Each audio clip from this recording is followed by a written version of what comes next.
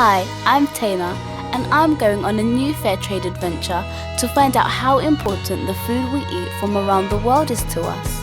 I'm Caleb, joining Tayna to find out more about the impacts of climate change and unsustainable farming on our food.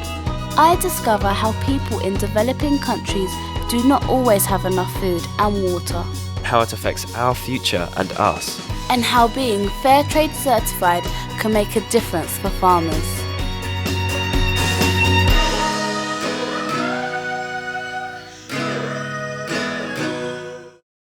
Since my last Fairtrade adventure, I think a lot more about where my food's coming from, and know farmers work hard and should get paid fairly for the work they do. However, some people that produce our food are struggling to feed themselves. This has got me thinking, why is this happening, and how are the farmers in these countries coping with this? What role does Fairtrade have to play? To find out more, I'm in Kenya, a country in Africa where they grow my mom's favourite drink, tea.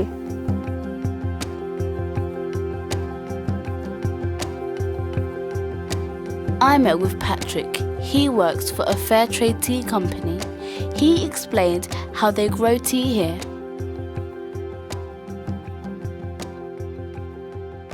Welcome to Kenya, welcome to Mechie, karibu sana. Thank you. This is a tea bush where we get the tea leaves, the 2 leaves and a band, which is taken to the factory, withered, crushed, dried, and then packed for export. So this is what you drink. It comes here, from here. Yes. Many different types of food can be grown in Kenya, from maize, rice, onions, bananas, mangoes, beans, avocados. The list goes on. So why do people here not always have enough food?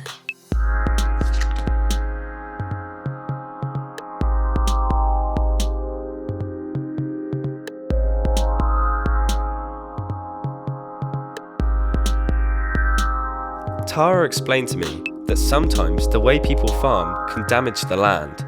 This is known as unsustainable farming. If we farm in ways that harm the environment, that harm the soils that the plants used to grow, or if the food that's being produced makes people sick because it's not very healthy, then that can't be continued. It's unsustainable, it's bad for people, and it's bad for the planet. Unsustainable farming can have a terrible impact, not only on the land, but on the people who are dependent on it to grow and sell food.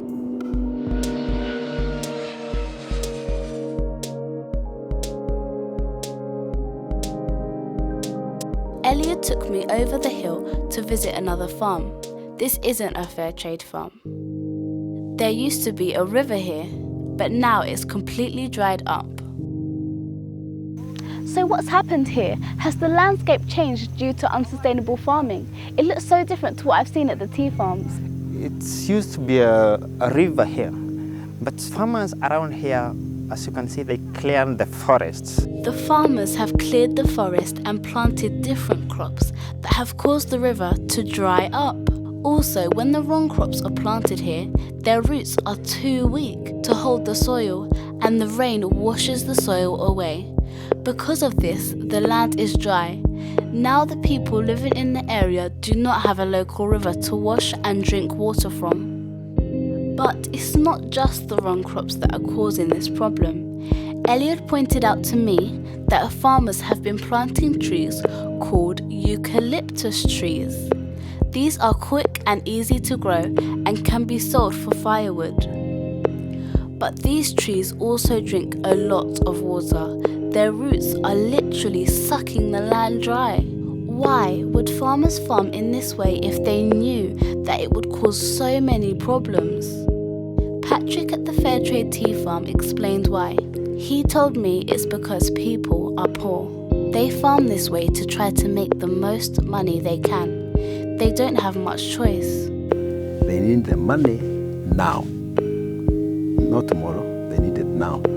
So in the process, they might compromise the environment.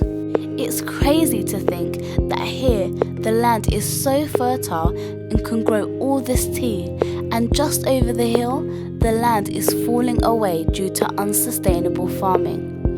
All because people don't have enough money to change the way they are farming. Seeing what I've seen, I've realised that lack of choice and poverty has pushed people to farm in an unsuitable way for the land, which means that it ends up causing disaster, and they don't realise that it's going to cause more problems for them in the future. I went to the Fairtrade offices in London to ask Mike, the chief executive of the Fairtrade Foundation, what the support of Fairtrade can do to tackle this situation for countries like Kenya. Hi Mike, it's great to be here in the London offices. Can you tell me how Fairtrade help enable farmers in developing countries to farm in a more sustainable way? Fairtrade puts farmers first. You won't have sustainable farming unless farmers get a better deal. The problem is too many farmers around the world who grow the food that we enjoy every day, our coffee, our tea, our cocoa. They don't get enough money to be able to put food on the table for their families. We think that's unfair. We want to try and change that.